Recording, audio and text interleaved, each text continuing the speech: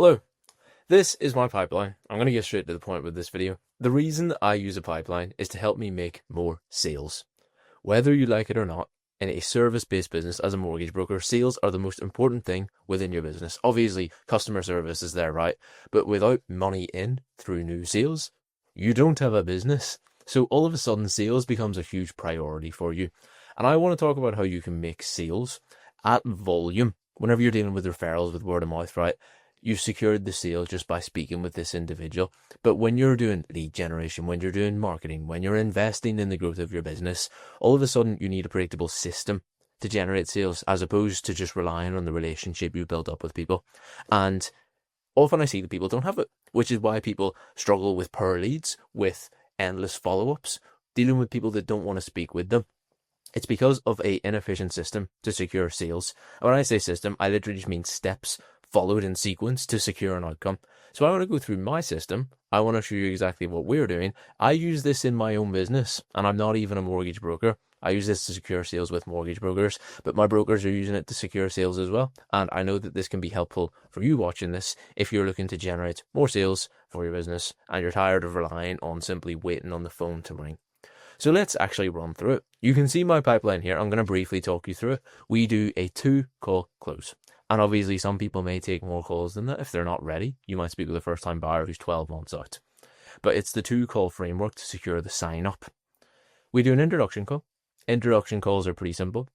The purpose of an introduction call is to speak with somebody, build rapport, build relationship, understand the need and the actual desire here. What are they struggling with? What do they want to do?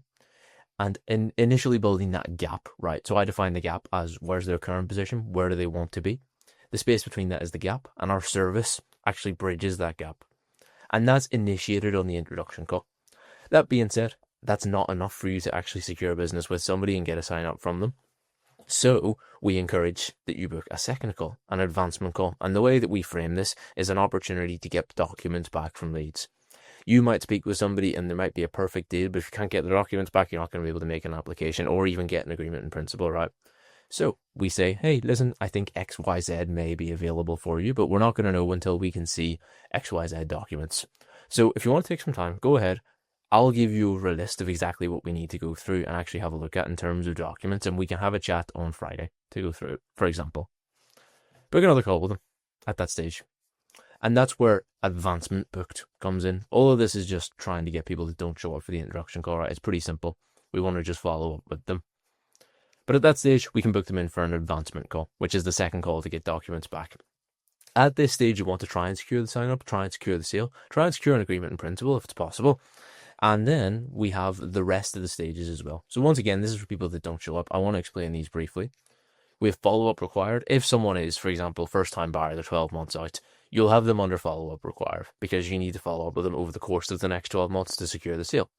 If you're looking to work with somebody who wants to borrow additional cash, but they have had credit issues, for example, and they're not going to be eligible to actually borrow for the next 6 months, follow-up required.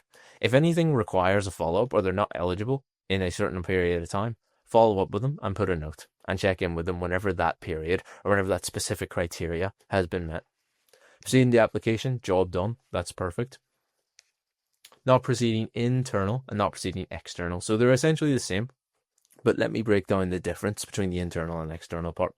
For those that we don't do business with, you want to keep an eye on it. And the reason you want to keep an eye on it is because if you don't have any sort of feedback mechanism when things go wrong, you can't improve. And if you're not securing sign-ups, it's a suggestion that there's an issue with your sales process. Because every single lead that we speak with can benefit from our service. And if we can't get them to see that, there's an issue with the way that we're conveying our value. With internal, this is for leads who do not work with us, but they are eligible for a product. If they're eligible for a product and they are looking for a solution and we can't prove to them that our solution is the best, there's an issue with the way that we're conveying that. And the reason that we stack them in internal is so we can recognize patterns. If we find that people are ghosting us at the advancement call stage, if people aren't getting documents back, if people simply aren't making the application last minute, we can amend our process in accordance with those mistakes. Whenever we notice recurring mistakes, we can see the biggest problems that we have with our process and we can make the biggest changes as well. So it's like a feedback mechanism. It's the feedback stage. And with external, it's for those that we don't work with, but due to the fact that they're ineligible based on their circumstances, there's nothing we can do at this stage, at which point we put them in external. But even then, keep an eye on them. There's still every possibility that someone can get to a stage where they're absolutely eligible to work with at some point in the future. Third-party referral, pretty self-explanatory. We do a lot of additional borrowing in remortgage cases. For the people who come through on campaigns like that, we get a lot of equity release inquiries, for example. That would be a third-party referral if you weren't qualified to give equity release advice. That's the purpose of the third-party referral stage. Now, that's the pipeline, right? I've taken you through that sort of very briefly, and I've covered this in other videos as well. I don't actually want to make this video to take you through each stage of the pipeline. I want to talk about the importance of having a pipeline in the first place and the importance of having a sales system. And for context, by the way, this is GOHIGHLEVEL. It's the software we're using. You can use, I've even linked it. I'll link it in the description below to get a 14-day free trial to this because, well, I have no real incentive to get you to do it, but the software has been so beneficial for me that I think it can be beneficial for you as well, and I'd rather help where I can. The reason I've made today's video is to explain why you actually need a pipeline in the first place. Well, you don't have to listen to me, you don't need a pipeline, but it's been super helpful for us. The purpose of this is to help people, right? And I want to go through the reasons that it's been super helpful for us and the reasons that it's benefited our business. So let's actually go into them in a bit more detail. Why you should use a pipeline. The first point that I want to make is that not everybody is going to be ready to buy now. But just because they aren't ready to buy doesn't mean that they're low quality. I'm going to encourage you to expand your horizons and expand the way that you view leads. Because let's take an example, right? Let's say we speak with somebody who is a first-time buyer, but they're not 100% set on the process. They don't fully understand what they should do, what the best course of action is. In 99% of instances, that individual would be better off owning their own home and actually going ahead with the process. But they might be stuck between the idea of saving for a deposit or thinking that it's too expensive or thinking that it might make more sense to rent. The point is that they're lacking clarity in this instance. And sometimes time is what's needed for clarity, but often it's just being able to present options to them. The point that I'm trying to make is that that person probably won't make a decision and probably won't go ahead with the process straight away. It's very easy to say, oh, this person doesn't know what they want, this person isn't ready to make a decision, and bin off the lead and say that they're poor quality. But if you understand that a decision isn't something that happens overnight, then you can take action in accordance with helping them make the right decision. And that decision doesn't even have to be a yes, by the way. We obviously want it to be a yes to secure the sale. But even if they say no, then we can disqualify them and remove them from the pipeline. But we have the pipeline set up in a way so that you're not having to dedicate too much time to each individual that isn't ready to make a decision. So it's a lot easier for us to go ahead with it and actually give them the due care and attention that they need. But just recognize that not everyone's ready to buy now.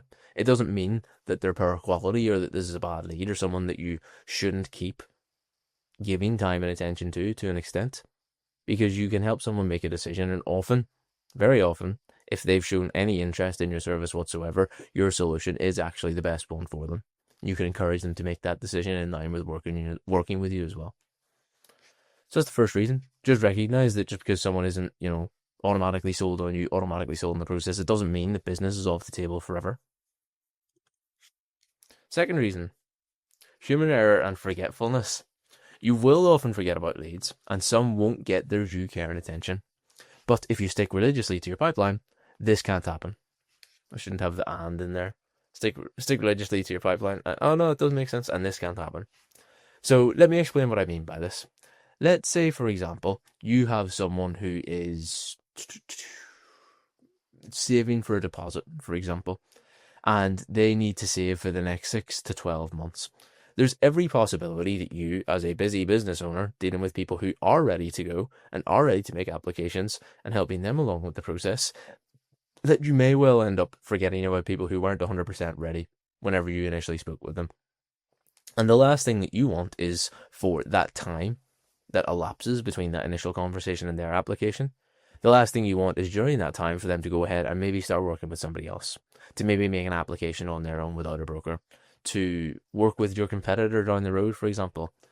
We don't want that to happen, and there's every chance that it can happen due to human error and forgetfulness. So we want to develop a system that stops that from happening.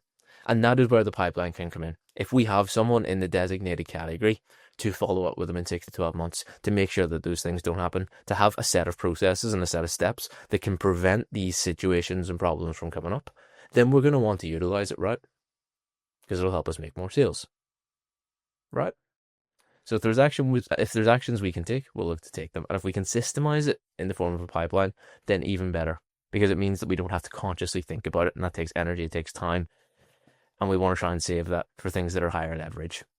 So if you stick religiously to the pipeline, you'll find that this won't happen as often, and you can rely more on the system than on your own memory, because humans are forgetful, right? So that's the second reason. The third reason is that automation becomes 100 times easier. For each stage, there are different processes to convert leads. Figure out what those processes are and then delegate, or in this instance, automate. So let's say, for example, we take someone who's not fully decided on the solution, right? They don't 100% know if they want to purchase. They are still considering renting. They're considering going to Australia for a year, whatever it may be. They may well need more information, more familiarity, more clarity on your solution, which is obviously applying for a mortgage, buying their own home. And with that clarity, they may be more inclined to make a decision to work with you. So in that instance, let's say someone is not 100% aware of what that solution is going to be. Nurture is straight away what comes to my head in terms of how we can convert this person. Whenever I say nurture, I'm talking about email nurture, SMS nurture, organic content, manual follow-ups as well. Don't forget that.